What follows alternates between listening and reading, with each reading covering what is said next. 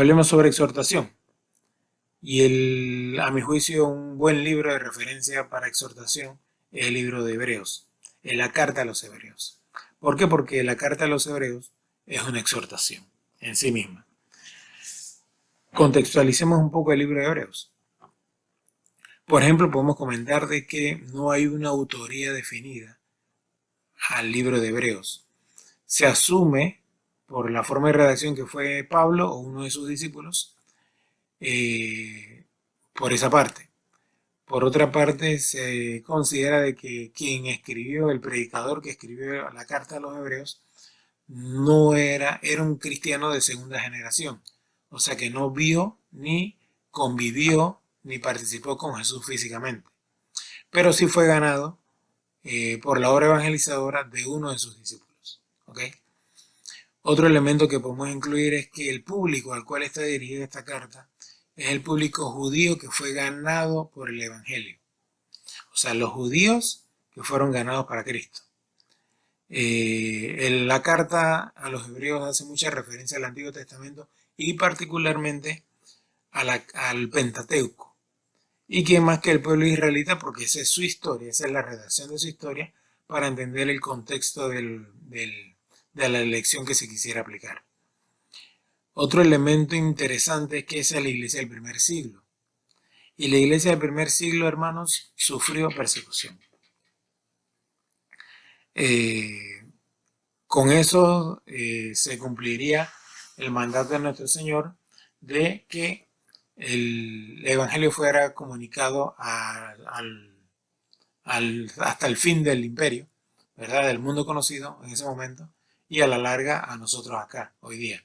Pero la motivación, lamentablemente, o lo que provocó ese esparcimiento de la palabra fue la persecución que esa iglesia del primer siglo sufrió. Quizá en ese contexto había mucho desánimo en la iglesia.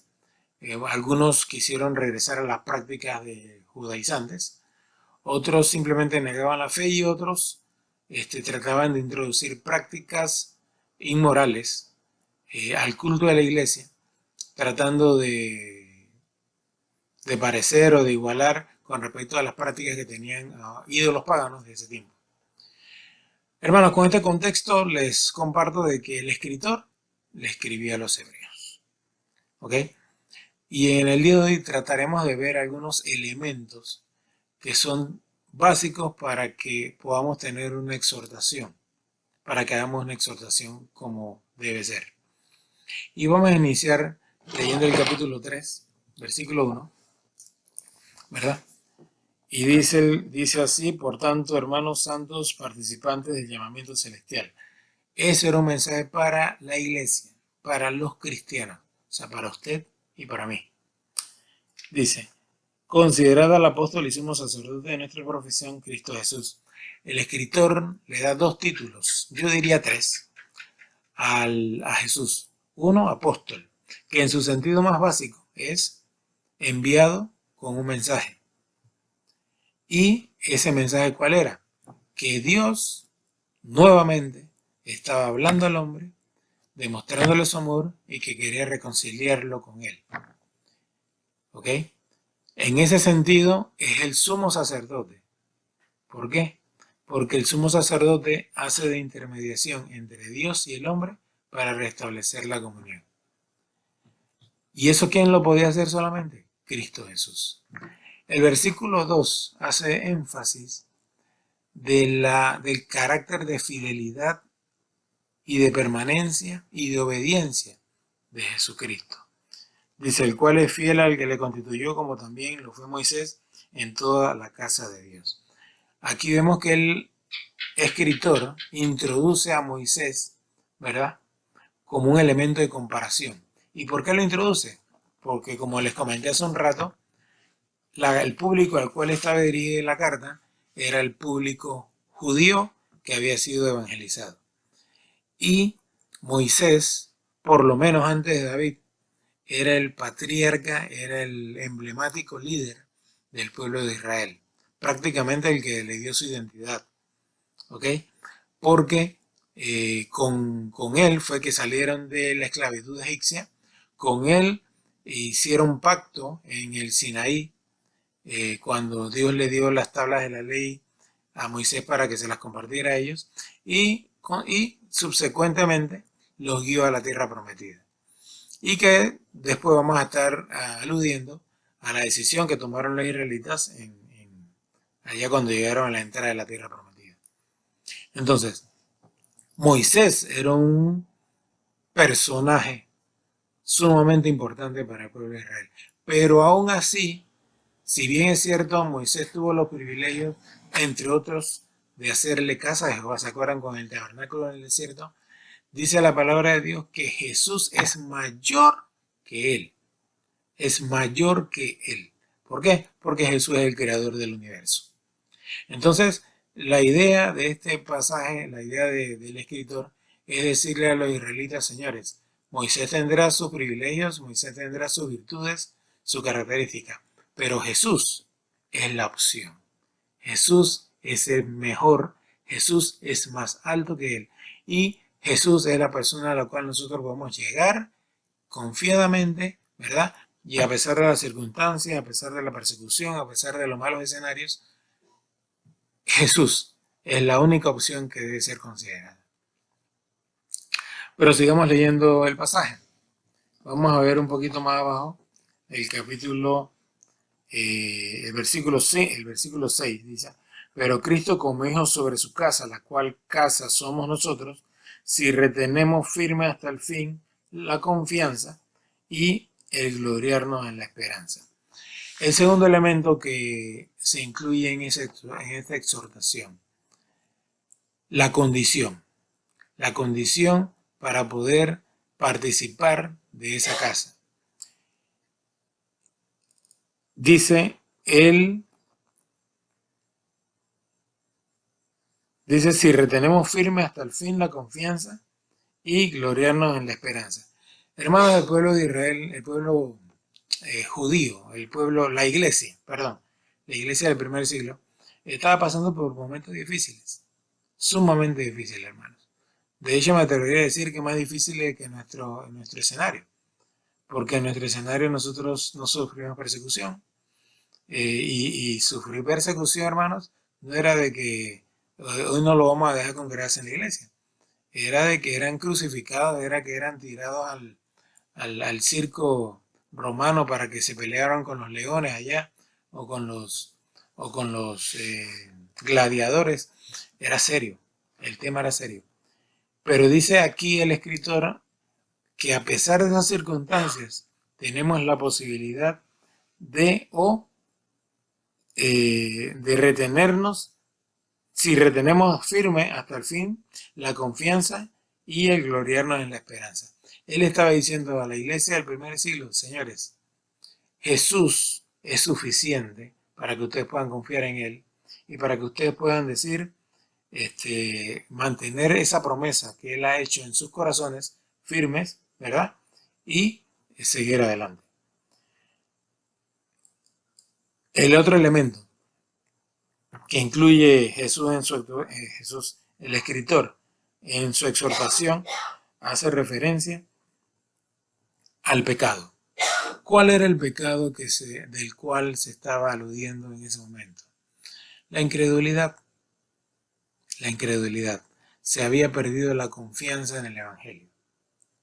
Y el apóstol y el escritor les dice al pueblo, le dice a la congregación, ¿qué fue lo que le pasó al pueblo de Israel cuando tuvieron ese mismo escenario en el tiempo de Moisés?